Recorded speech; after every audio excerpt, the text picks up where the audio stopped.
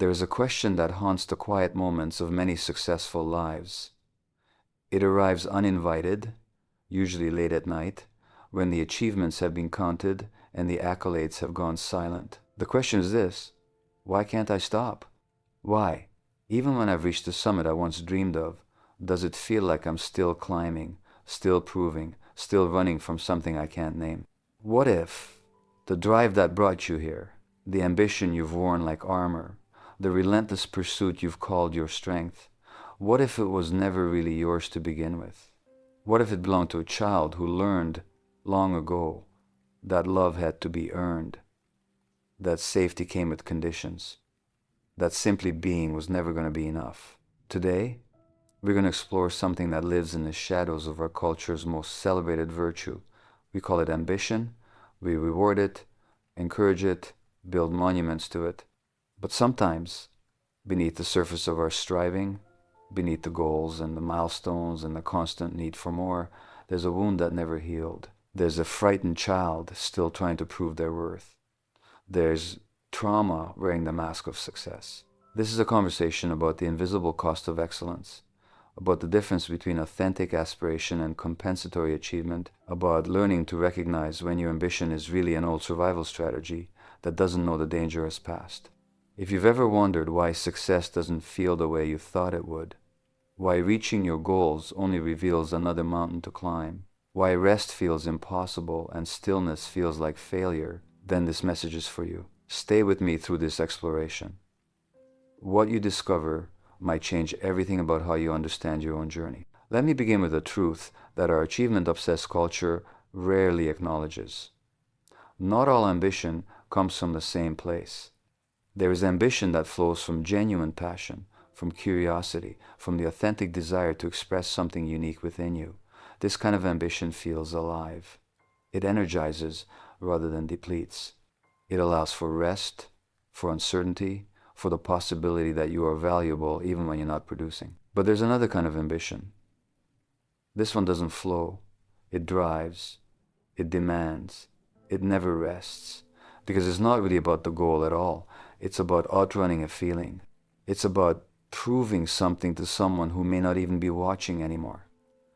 It's about creating external evidence of worth because internal worthiness was never established. This is trauma-driven ambition, and it is far more common than we dare to admit. The child who grows up feeling unseen learns to perform visibility. The child who experiences love as conditional learns to achieve conditions. The child who feels their emotions are too much or their needs are burdensome learns to channel everything into doing, producing, excelling, because being is too dangerous. These aren't conscious decisions. They're adaptations. They're brilliant survival strategies created by a young nervous system, trying to secure attachment, trying to ensure belonging, trying to answer the question every child needs answered: am I acceptable as I am? When that question goes unanswered, or worse, when it's answered with conditions and qualifications, something shifts in how we move through the world. Our inherent sense of enoughness becomes contingent on external validation. Our rest becomes conditional on deserving it. Our value becomes something we must continuously prove, rather than something we simply possess by virtue of existing. And here's what makes this so challenging to recognize. Trauma-driven ambition works. At least, it appears to work. It gets results. It builds careers. It accumulates wealth and status and recognition. From the outside, it looks like success. The person driven by unresolved trauma might appear disciplined, focused, unstoppable. They might be admired for their work ethic, their dedication, their refusal to quit. What others see as strength, the person themselves often experiences as compulsion. What looks like passion often feels like desperation. Think about the entrepreneur who builds empire after empire but can't enjoy any of them. Think about the artist who creates masterpiece after masterpiece but feels fraudulent with each one. Think about the professional who climbs to the top of their field only to find that the view from the summit still doesn't quiet the voice that says they're not enough. These are not failures of ambition. These are successes that reveal ambition was trying to solve a problem it was never designed to solve. The problem wasn't really about the promotion, the recognition, the achievement. The problem was about fundamental safety, about unconditional belonging, about being acceptable without having to earn it. And no amount of external success can resolve an internal deficit that was created in relationship and can only be healed in relationship, starting with the relationship you have with yourself.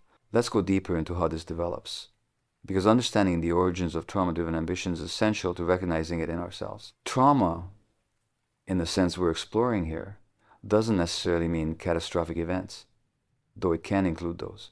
Trauma, in its most fundamental form, is any experience that overwhelms our capacity to cope and leaves us feeling fundamentally unsafe, disconnected, or unworthy.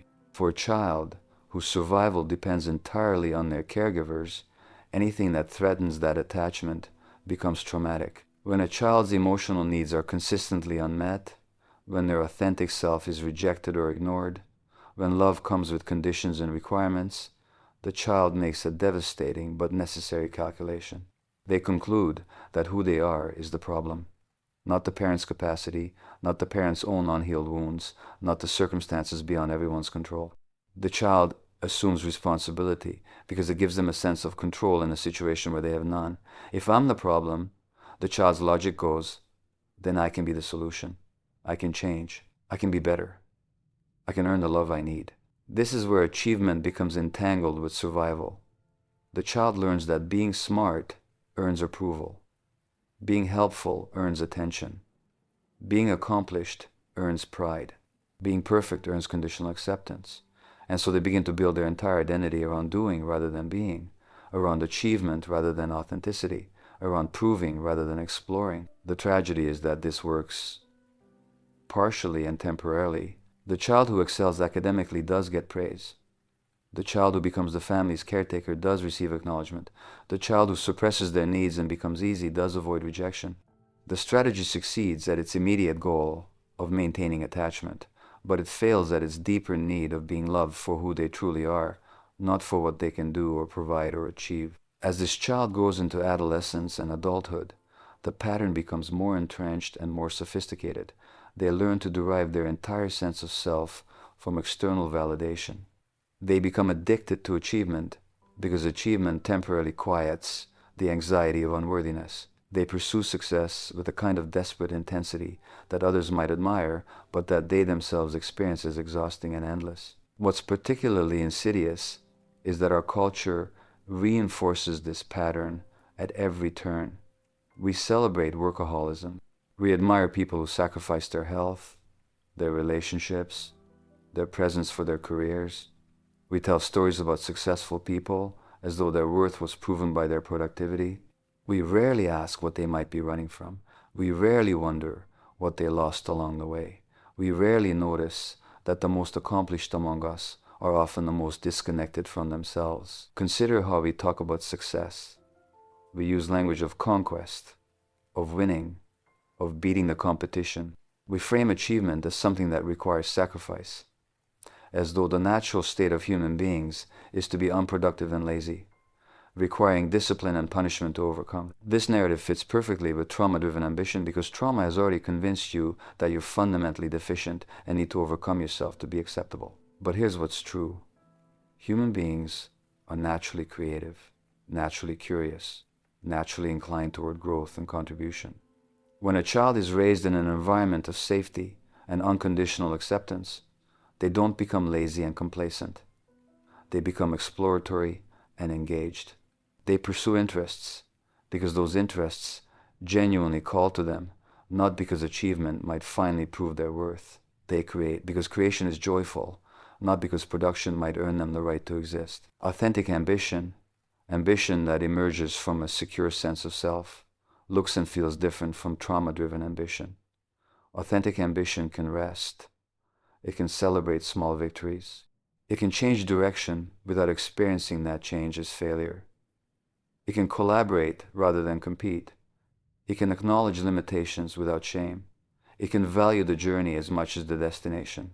Most importantly, authentic ambition coexists with the fundamental sense that you are already enough, and your achievements add to your life rather than create your worthiness. Trauma-driven ambition, by contrast, can never rest because the wound beneath it is never satisfied.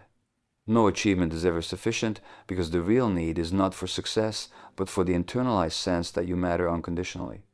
Trauma-driven ambition moves the goalposts constantly. Finish the degree, and suddenly you need the better job. Get the better job, and suddenly you need the promotion. Get the promotion, and suddenly you need to prove you deserve it. The cycle never ends, because it was never really about the external goal. It was always about trying to resolve an internal experience of deficiency. If you're recognizing yourself in this description, I want to pause and acknowledge what might be arising for you. There might be grief in this recognition. Grief for the child who learned they had to earn love. Grief for the years spent chasing something that could never fill the hole it was meant to fill. Grief for the exhaustion, the pressure, the constant feeling of not quite measuring up, no matter how much you accomplish. This grief is valid. It's important. Let yourself feel it without rushing to fix it or achieve your way past it. There might also be resistance. Part of you might be arguing that your ambition is different, that you genuinely love what you do, that you're not driven by trauma, and that might be true. But I'd invite you to sit with some questions. Do you feel permitted to rest, or does rest come with guilt? Can you celebrate your achievements, or do they immediately feel insufficient? Do you derive joy from your pursuits, or are you primarily motivated by anxiety about what will happen if you stop? Can you tolerate uncertainty and failure, or do they feel like existential threats? Do you feel worthy on your days off, or do you feel like you're only valuable when you're producing? These questions aren't meant to diagnose you. They're meant to invite honest self-inquiry. Because the truth is, most of us exist somewhere on a spectrum. Few people are purely driven by authentic passion with no underlying wounds, and few people are purely driven by trauma with no genuine interests. Most of us are complex mixtures of both. The question isn't whether trauma plays a role in your ambition. The question is how much, and whether that role is serving your well-being or undermining it. Let me offer you some specific signs that your ambition might be rooted more in trauma than in authentic desire. First, there's the inability to tolerate rest or stillness. When you're not actively working towards something, do you feel anxious, guilty, or worthless? Does vacation feel impossible? Does sitting quietly feel like wasting time? This often indicates that your nervous system has learned to equate stillness with danger, productivity with safety. For the traumatized child who learned that their value was contingent on their usefulness, stopping feels like risking abandonment. Second, there's the moving goalpost phenomenon. You set a goal, convinced that achieving it will finally bring peace or satisfaction. But when you reach it, instead of celebration, there's emptiness, and immediately a new goal appears to fill that void. This pattern suggests that achievement is being used to regulate an emotional state rather than to express genuine interest. The goal isn't really the goal. The goal is temporary relief from the underlying feeling of not being enough. Third, there's what I call conditional self-acceptance. You like yourself when you're succeeding, when you're productive, when you're making progress. But on the days when you're struggling, when you're unwell, when you're simply being rather than doing, you lose access to self-compassion. Your internal dialogue becomes harsh and critical. This reveals that your sense of worthiness is still externalized, still dependent on performance rather than rooted in inherent value. Fourth, there's the comparison trap. You find yourself constantly measuring your achievements against others. Someone else's success feels like your failure. Collaboration feels threatening because you're not sure there's enough success to go around. This competitive stance often emerges from early experiences of love and attention being scarce, resources that had to be earned and protected. The adult still operates from that scarcity model even when circumstances have changed. Fifth, there's the sacrifice narrative. You find yourself taking pride in how much you've sacrificed for your ambitions. Your health, your relationships, your present moment experience all become acceptable casualties in the service of future success. This often indicates that you've internalized the message that you don't deserve care and well-being alongside achievement, that you must choose between them, that suffering is the price of worthiness. Sixth, there's the imposter phenomenon. Despite your accomplishments, you feel fraudulent. You attribute your success to luck, timing, or fooling people rather than to your actual abilities and efforts. You live in fear of being exposed as not truly deserving what you've achieved. This reveals the disconnect between external success and internal worthiness. The achievements haven't touched the core belief that you're fundamentally inadequate. Seventh, there's the inability to celebrate or enjoy your accomplishments. You achieve something significant, and within hours or days, it feels meaningless. The satisfaction is fleeting or absent entirely. This often happens because the achievement was never really about the thing itself, but about temporarily soothing an emotional wound. When the wound remains unhealed, the achievement can't provide lasting satisfaction. If you're recognizing several of these patterns in yourself, know that you're not alone. You're not broken. You're not weak. You've been using the tools you had to survive in the environment you were given. Trauma-driven ambition is an adaptation, and like all adaptations, it emerged from your inherent drive to survive, to belong, to find safety. The problem isn't that you developed this strategy. The problem is that it's outlived its usefulness and is now costing you more than it's providing. So what does healing look like? How do we begin to untangle authentic aspiration from compensatory achievement? How do we learn to pursue goals from a place of wholeness rather than deficiency? This is the work of a lifetime. And it requires tremendous courage, but it is absolutely possible. The first step is awareness, which is what we're cultivating right now. You can't change what you can't see. Simply beginning to recognize the difference between trauma-driven ambition and authentic desire is profound. When you catch yourself in the grip of compulsive productivity, when you notice the familiar anxiety that arises when you're not achieving, simply naming it creates space. Oh, this is that pattern. This is the old adaptation. This is the wounded part, trying to keep me safe in the only way it knows how. The second step is compassion. This is crucial and often overlooked. When you recognize trauma-driven patterns in yourself, the temptation is to judge them, to feel ashamed, to add them to the list of things about yourself that need fixing. But judgment only reinforces the wound. The wound is already telling you that you're not enough as you are. Adding self-criticism confirms that message. What's needed instead is compassion for the child who learned they had to earn love, compassion for the adult who's been carrying that burden, compassion for how exhausting it is to constantly prove your worth. The third step is reconnection with your body and your present moment experience. Trauma disconnects us from ourselves. It teaches us to live in our heads, planning the next achievement, analyzing the last performance, constantly future-focused or past-focused, but rarely here. Your body holds the truth of your experience. It knows the difference between the driven quality of trauma-based ambition and the flowing quality of authentic passion. Learning to pause, to breathe, to notice what's actually true in this moment is essential. What do you actually feel right now? What do you actually need? What actually matters to you beneath all the conditioning? The fourth step is examining your beliefs about worth and value. Trauma-driven ambition rests on a foundation of beliefs that you absorbed early and never questioned.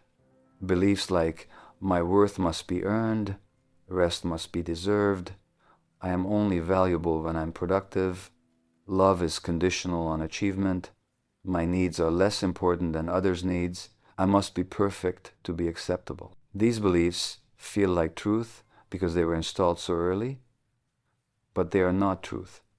They are conclusions drawn by a child with limited information operating in survival mode. As an adult, you have the capacity to question them, to reality test them, to choose different beliefs. The fifth step is building internal safety. So much of trauma-driven ambition is an attempt to control external circumstances in order to feel safe. If I achieve enough, I'll be safe from criticism. If I'm perfect enough, I'll be safe from rejection. If I'm productive enough, I'll be safe from abandonment. But true safety doesn't come from controlling the external world. It comes from developing the internal capacity to be with whatever arises. It comes from self-compassion that doesn't waver when you fail. It comes from relationships where you're accepted as you are. It comes from nervous system regulation that allows you to tolerate discomfort without immediately trying to fix or achieve your way out of it. The sixth step is practicing being rather than doing. This is often the hardest step for people who've built their entire identity around achievement. Who are you when you're not accomplishing anything? What value do you have when you're not producing? These questions can feel terrifying because the answer isn't immediately obvious. But this is exactly the work. Learning to simply be, to exist, without purpose or productivity. To value yourself not for what you do, but for what you are. This is the antidote to trauma-driven ambition. Start small. Can you sit for 5 minutes without checking your phone, without planning, without achieving? Can you take a walk just to walk, not to exercise or clear your head for better productivity? Can you spend time with someone you love without multitasking? The seventh step is redefining success. If your current definition of success is entirely external, based on achievements, status, recognition, wealth, then you'll remain trapped in the cycle of never enough. But success can be redefined. What if success includes being present? What if it includes self-compassion? What if it includes authentic connection? What if it includes the capacity to rest without guilt? What if it includes knowing yourself, accepting yourself, being yourself? When you expand your definition of success to include internal metrics, you create space for a different kind of ambition to emerge. The eighth step is healing in relationship. Remember, the wound was created in relationship, in early experiences of conditional love or emotional neglect or having to perform to maintain connection. The deepest healing also happens in relationship. This might be therapeutic relationship with a skilled counselor who can provide the unconditional acceptance and attunement you didn't receive early on. It might be intimate relationships where you practice being vulnerable, where you risk being seen in your imperfection and discovering you're still loved.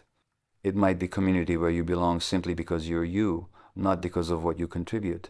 Relationship is where we learn we matter. Relationship is where we experience that we're enough. Relationship is where the old adaptations finally get the evidence they need to retire. Now, I want to address something important. If this resonates with you, if you're recognizing that much of your ambition has been driven by unresolved trauma, you might be wondering, does this mean I have to give up my goals? Does healing mean I'll lose my drive? Does self-acceptance mean I'll become complacent? These are understandable fears, but the answer is no. Healing doesn't mean abandoning ambition. It means transforming the quality of your ambition. When you begin to heal the underlying wound, when you start to internalize your worthiness, something interesting happens. You don't stop being ambitious. You stop being compulsive about it. You still pursue goals, but you can enjoy the journey. You still create and produce, but you can also rest. You still aspire to growth, but you're not trying to outrun shame while you do it.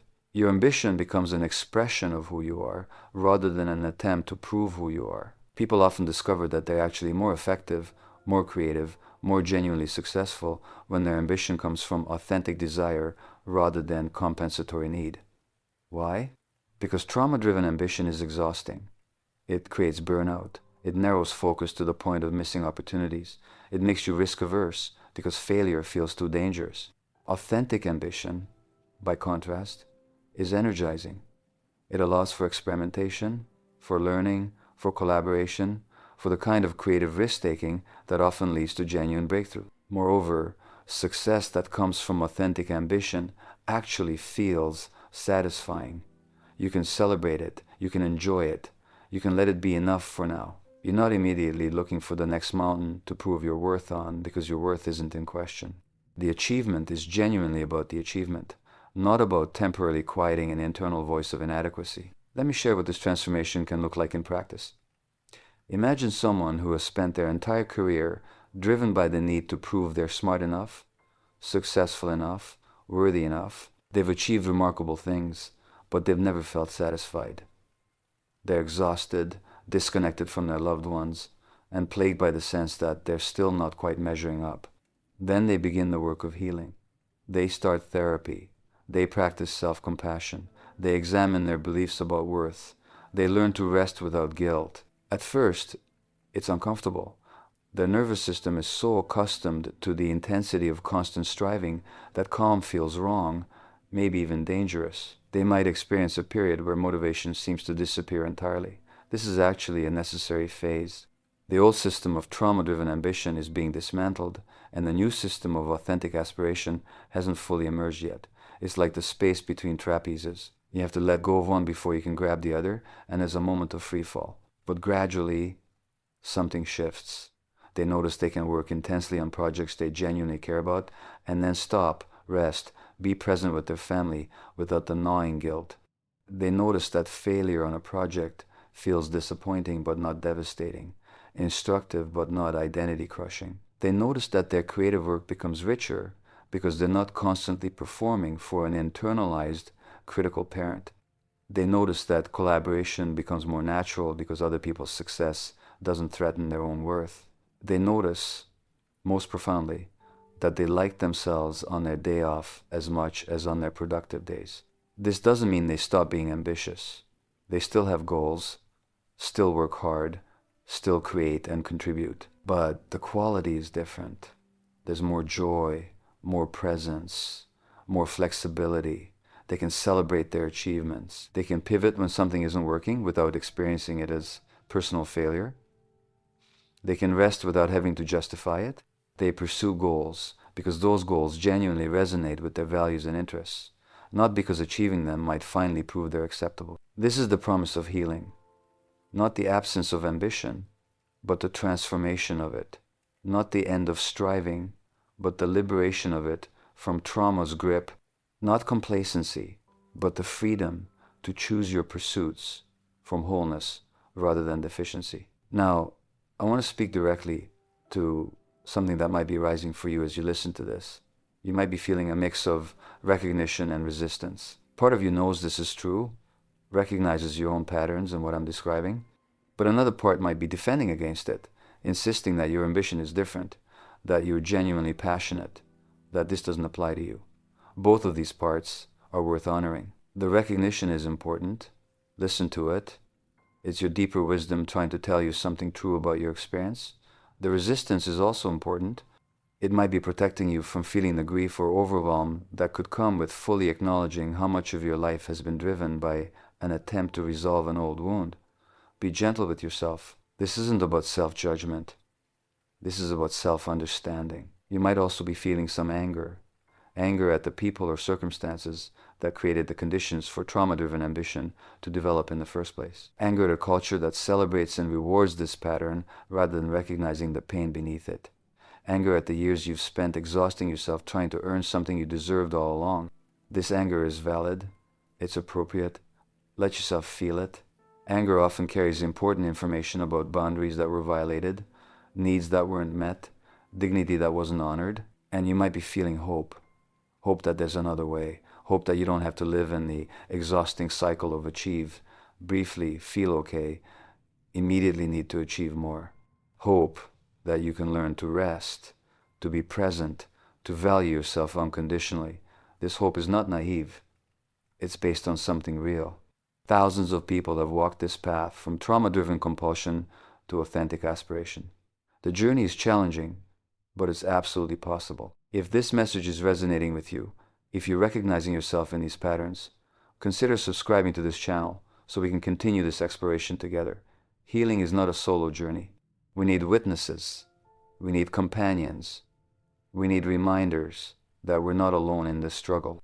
Your presence here, your willingness to question patterns that have seemed normal, your courage to look honestly at what's driving you, all of this matters. Share your thoughts in the comments. Your voice might be exactly what someone else needs to hear to feel less alone. Let's go even deeper now into what healing specifically looks like when we're working with trauma-driven ambition. I want to give you practical pathways, not just concepts, because understanding is important, but integration is essential. Healing happens not just through insight, but through lived experience, through practice, through repeatedly choosing differently, even when the old pattern feels safer. One of the most powerful practices is what I call conscious pausing. Throughout your day, set intentions to pause. Not for long, just 30 seconds, 1 minute. In these pauses, simply notice what you're feeling in your body. Are you tense? Is your jaw clenched? Is your breathing shallow? Are your shoulders up around your ears? Don't try to change anything yet.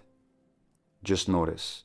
Then ask yourself, what am I trying to achieve in this moment? Is this task I'm driving myself toward genuinely important, or am I using busyness to avoid feeling something uncomfortable? What would happen if I slowed down? These pauses create space between stimulus and response, between the trigger of anxiety and the habitual response of achievement seeking. In that space, choice becomes possible. You might still choose to keep working, but now it's a conscious choice rather than a compulsion. Or you might realize you're exhausted and give yourself permission to rest. Or you might notice that what you really need is connection, not productivity, and reach out to someone you love. Another essential practice is titrating rest. If you spent years or decades operating from trauma-driven ambition, suddenly trying to rest fully will likely trigger intense anxiety. Your nervous system will interpret rest as danger because it's been wired to associate productivity with safety. So instead of trying to take a week off and feeling terrible the whole time, start smaller. Can you take an evening without working? Can you take a Saturday morning without checking email? Can you sit for 15 minutes without your phone, without a book, without any productive activity? Build your capacity for rest gradually, celebrating each small victory. As you practice resting, notice what emotions arise. Often, when we stop the constant motion of achievement, uncomfortable feelings surface. This is actually a good sign. These are feelings you've been outrunning, and they need to be felt and processed for true healing to occur. You might feel sadness, grief, loneliness, anxiety, or even terror. Your work is not to push these feelings away or to achieve your way past them. Your work is to be with them, to allow them to offer yourself compassion while they move through you. This is how trauma heals, not by being outrun, but by being felt and integrated. Another crucial practice is cultivating what's called self-referencing. Trauma-driven ambition is inherently other-referencing. You're constantly looking outside yourself for validation, for proof of worth, for permission to rest or celebrate. Self-referencing means turning inward, learning to trust your own experience, your own knowing, your own authority. When you accomplish something, instead of immediately looking to others for approval, pause and ask yourself, how do I feel about this? Am I proud? Does this align with my values? Do I feel satisfied? Your own authentic response matters more than anyone else's opinion. This is harder than it sounds, because if you grew up in an environment where your authentic responses weren't safe or welcome, you learn to override them. You learn to care more about others' opinions than your own experience. Reclaiming self-referencing is the work of repeatedly choosing to honor your truth, even when it differs from what others think or expect.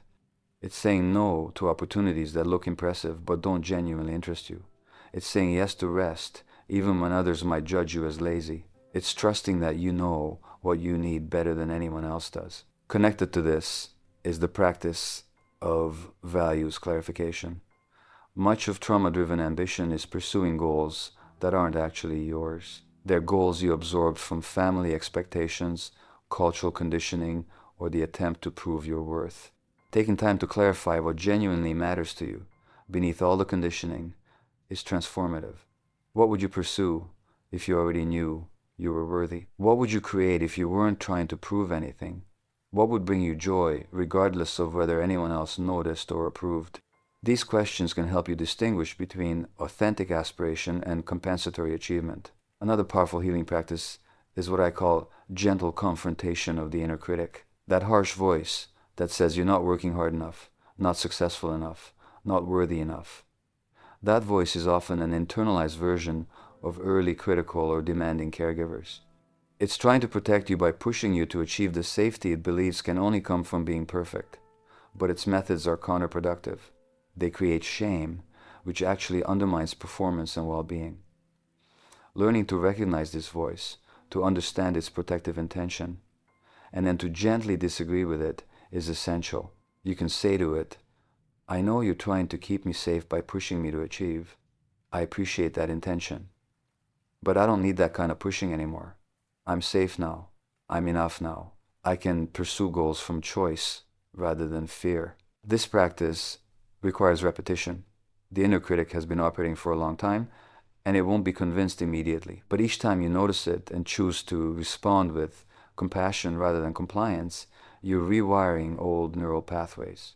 You're teaching your nervous system that safety doesn't require perfection, that worthiness isn't earned, that you can be accepted even in your imperfection. Also essential is the practice of celebrating process, not just outcomes. Trauma-driven ambition fixates on results because results provide temporary evidence of worth. But this creates a boom and bust cycle. You feel okay when you achieve, terrible when you fail or when you're between achievements. Learning to value the process, the effort, the showing up, regardless of outcome, creates a more stable foundation. You can feel good about yourself because you're engaging with what matters to you, because you're learning and growing, because you're living according to your values, not just because you won or succeeded or impressed someone. This doesn't mean outcomes don't matter. Of course they do. But they're not the only thing that matters.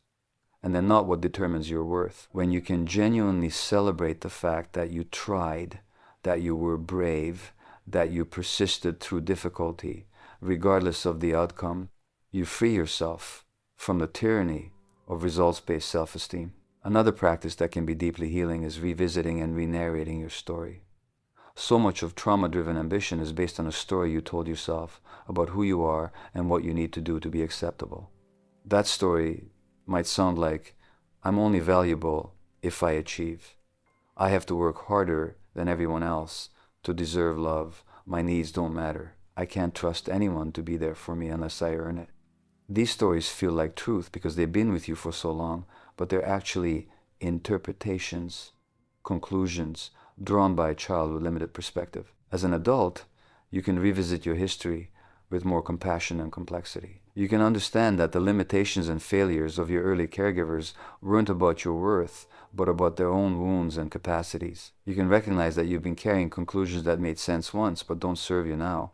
You can begin to construct a new story, one where you were always worthy, where your inherent value was never in question, where achievement is something you choose from fullness rather than something you need for survival. This re-narration isn't about denying what happened or pretending painful experiences didn't occur. It's about changing your relationship to what happened, about reclaiming your power to interpret your own experience, about releasing yourself from the prison of old conclusions that no longer serve you. Let me also speak to the role of relationships in this healing journey. If trauma-driven ambition developed in the context of relationships where love was conditional and acceptance was earned, then healing requires experiencing relationships where you're valued simply for being. This might be a therapeutic relationship where you practice being vulnerable and discovering you're still accepted. It might be friendships where you dare to show up imperfectly and find that you're still wanted. It might be intimate partnerships where you can rest, where you can be needy, where you can fail, and still be loved. These relationships provide corrective emotional experiences. They challenge the old belief that love is conditional. They teach your nervous system that safety is possible even when you're not performing. They allow you to experience yourself as enough, as worthy, as acceptable, just as you are. This is not a one-time experience, but an ongoing practice of letting yourself be seen, risking vulnerability, and internalizing the acceptance you receive. At the same time, this process often requires boundaries. You might need to limit contact with people or environments that reinforce the old patterns, that reward you only for achievement, that make you feel like you have to constantly prove yourself. This can be difficult, especially if those people are family members or longtime friends. But protecting your healing sometimes means creating distance from relationships that keep you trapped in trauma-driven patterns.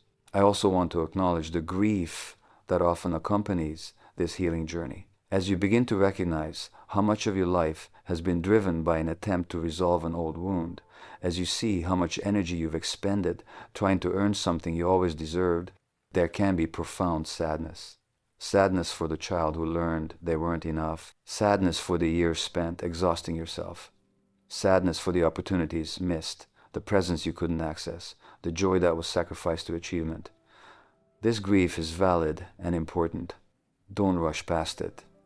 Let yourself mourn what was lost. This mourning is part of the healing. There might also be fear. Fear of who you'll be if you're not defined by achievement. Fear that if you stop driving yourself so hard, you'll become lazy or complacent. Fear that rest will become permanent, that you'll lose your edge, that you'll disappoint others or yourself. These fears make sense given your history, but they're usually unfounded. What actually happens when you heal trauma-driven ambition is not that you lose your motivation, but that you transform its quality. You become more genuinely engaged, more creative, more sustainable in your efforts because you're no longer running on fumes and fear. Now, I want to address something that's crucial but often overlooked: the role of somatic work in healing trauma-driven ambition. Trauma lives in the body. The patterns of tension, the chronic stress response, the inability to rest, these are all embodied. You can understand intellectually that you're worthy, that you don't have to earn love, that achievement doesn't determine your value. But if your body is still holding the original trauma, the pattern will persist. Somatic practices help you access and release trauma held in the body. This might include things like gentle yoga, somatic experiencing, body-based psychotherapy, breath work, or other modalities that work directly with the nervous system and the body's stored experience. These practices help you literally feel what safety is like in your body, not just think about it conceptually. They help discharge the chronic activation that keeps you in driven, compulsive mode. They teach your body that rest is safe, that stillness is not danger, that you can exist without constantly proving your worth. If you've been operating from trauma-driven ambition for a long time, your nervous system is likely chronically activated, stuck in a state of sympathetic arousal. This is the fight or flight response. And when it's chronic, it makes rest nearly impossible. Your body interprets rest as vulnerability, as letting your guard down in a dangerous situation. Somatic work helps regulate your nervous system, helps you access the parasympathetic state where rest and restoration are possible. This is not a luxury. This is foundational to healing. Connected to this is the importance of sleep, nutrition, and basic physical care. When you're caught in trauma-driven ambition, these basic needs often get sacrificed. You push through exhaustion. You eat whatever's convenient because you don't have time for proper meals. You ignore your body's signals because you have too much to do. Reclaiming your basic physical care is an act of profound self-respect. It's saying, my body matters. My well-being matters. I deserve to be cared for. And I'm capable of providing that care for myself. Start simple. Can you prioritize sleep, even if it means one less hour of productivity?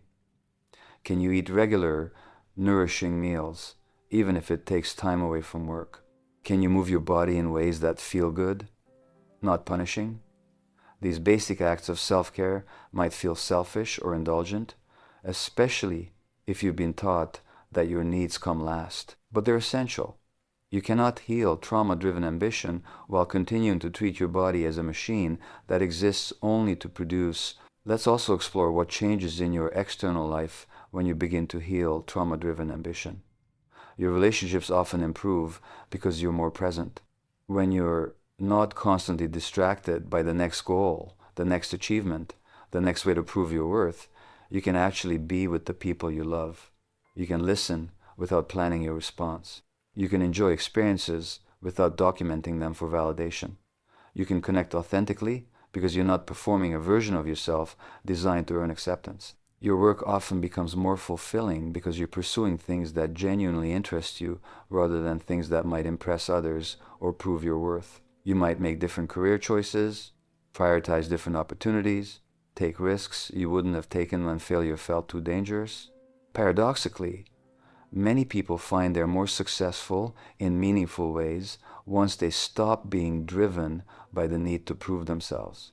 They're more creative, more innovative, more willing to collaborate and learn because their ego isn't wrapped up in being perfect. Your relationship with time changes. When every moment isn't a potential opportunity to achieve or prove yourself, time becomes less pressured. You can be in the moment. You can enjoy the journey. You can tolerate the slow, organic pace of genuine growth rather than demanding immediate results. This doesn't mean you become complacent or lose your sense of urgency around things that genuinely matter. It means you can distinguish between urgent and important, between driven and engaged, between compulsion and authentic care. You also develop greater resilience. When your worth isn't dependent on achievement, failure becomes information rather than identity-crushing catastrophe. You can take risks, experiment, Learn from mistakes without experiencing them as evidence of fundamental inadequacy. This resilience is what allows for genuine innovation, for creative breakthrough, for the kind of meaningful contribution that only comes when you're free to fail. If you're finding value in this exploration, if these ideas are resonating with your experience, consider subscribing to Healing for Tomorrow. We're building a community of people committed to understanding trauma, practicing self-compassion, and healing the wounds that drive so much of our behavior. Your journey matters, your healing matters, and you don't have to do it alone. As we move toward the conclusion of our time together today, I want to speak to something essential. Everything I've shared with you about trauma-driven ambition, about the patterns, the origins, the healing practices, all of it is meant to support your journey toward wholeness. But I want to be clear about something. You don't have to heal perfectly. You don't have to get this right. You don't have to achieve your healing. Do you see the irony? The very pattern we're working to transform can infiltrate the healing process itself. You can start trying to be perfectly self-compassionate, to achieve optimal healing, to prove you're doing recovery right. So let me say this clearly. Healing is messy. It's not linear. You'll have insights and then forget them. You'll practice self-compassion and then slip back into self-criticism. You'll rest guilt-free one day and feel terrible about resting the next. This is normal. This is human. This is how change actually happens. Not through perfect execution, but through persistent, imperfect practice. Not through achieving healed status, but through repeatedly choosing to show up for yourself with kindness. The goal is not to eliminate all traces of trauma-driven ambition. The goal is to develop awareness of it, compassion for it, and the capacity to choose differently more often. The goal is to gradually shift the balance from compulsive achieving toward authentic aspiration, from worth-seeking toward worth-knowing, from constant proving toward simple being. And here's something beautiful that often emerges through this process. As you heal your relationship with ambition, as you learn to value yourself unconditionally, you often discover gifts that were hidden beneath the driven quality of trauma-based achieving. Creativity that was constrained by perfectionism becomes free to explore. Authentic passion that was buried under the weight of should and must begins to emerge. Genuine contribution that was impossible when you were focused on proving your worth becomes natural. You discover that you have valuable things to offer the world, not because you've earned the right to contribute, but simply because you're human. And humans naturally create, connect, and contribute when they're not trapped in survival mode. This is perhaps the greatest paradox of healing trauma-driven ambition. By letting go of the desperate need to achieve in order to be worthy, you often become more genuinely impactful. By releasing the compulsion to constantly prove yourself, you often create your most authentic and meaningful work. By learning that you're enough just as you are, you often become more of who you're capable of being. Not because you're trying harder or pushing more, but because you're finally free to be truly yourself, to express what's genuinely alive in you, to contribute from wholeness rather than woundedness. I want you to imagine something with me now. Imagine a version of yourself who has done this healing work. Not a perfect version, not a finally arrived version, but a version who has learned to recognize trauma-driven patterns and choose differently. Imagine waking up in the morning not to the immediate pressure of what you have to achieve today, but to curiosity about what you might experience, create, or discover. Imagine working on projects because they genuinely interest you, because they align with your values, because they allow you to express something true about who you are. Imagine the capacity to rest without guilt, to celebrate your achievements without immediately dismissing them, to fail without experiencing it as proof of inadequacy. Imagine relationships where you're present, where you're not constantly distracted by the mental pressure to achieve more. Imagine being with someone you love and actually being there, not performing, not proving, not half-focused on what you should be doing instead. Imagine the freedom to say no to opportunities that don't genuinely call to you, even impressive ones, because you trust that your worth doesn't depend on saying yes to everything. Imagine liking yourself on your day off as much as on your most productive day. Imagine the peace that comes from knowing, deeply knowing, that you're acceptable as you are, that you were always acceptable, that achievement adds to your life but doesn't create your worthiness. This is not fantasy. This is possible. This is what heals. Not overnight, not through one insight or one practice, but gradually, through persistent, gentle, compassionate engagement with yourself and your patterns. Every time you pause instead of pushing through, every time you offer yourself compassion instead of criticism, every time you choose rest over proving, every time you value your authentic experience over external validation, every single one of these moments is rewiring your brain, recalibrating your nervous system, healing the old wound. The journey from trauma-driven ambition to authentic aspiration is one of the most courageous journeys you can undertake. It requires you to question the very strategies that got you this far, to risk feeling the feelings you've been outrunning, to challenge beliefs that feel like truth, to practice new ways of being that feel foreign and uncomfortable. It requires you to grieve what was lost, to forgive what hurt you, to extend compassion to the parts of yourself you've been at war with. It requires tremendous courage, patience, and commitment. But you are worthy of this healing, not because of what you've achieved, not because of what you might achieve, but simply because you exist. Your inherent worth is not something that needs to be earned or proven. It's not contingent on your productivity, your success, your perfection. It's the unchanging foundation of your being, the truth that was always true, even when you couldn't feel it, even when circumstances suggested otherwise. The child in you who learned that love had to be earned deserves to know they were always lovable. The adolescent who built their identity around achievement deserves to know they were always valuable. The adult who's been exhausting themselves trying to prove their worth deserves to know they were always enough. This knowing is what we're cultivating. This knowing is what heals. As we close our time together today, I want to leave you with an invitation. Not an invitation to achieve your healing or to perfectly implement everything we've discussed. Simply an invitation to be curious, to be gentle, to be willing, be curious about what's driving your ambition, be gentle with yourself as you discover old wounds beneath your striving. Be willing to try new ways of being, even when they feel uncomfortable or unfamiliar. And remember, you are not alone in this. Millions of people are walking this path from trauma-driven compulsion to authentic living. Your struggle is not evidence of weakness, but of your humanity, of your courage, of your inherent drive toward healing and wholeness. The very fact that you've stayed with me through this exploration, that you've been willing to look honestly at these patterns, speaks to your strength and your commitment to living more authentically. Thank you for being here. Thank you for your courage in examining these difficult patterns. Thank you for your willingness to heal. If this message has touched something in you, if you're recognizing your own journey in what we've explored today, I invite you to subscribe to Healing for Tomorrow. Let's continue this conversation.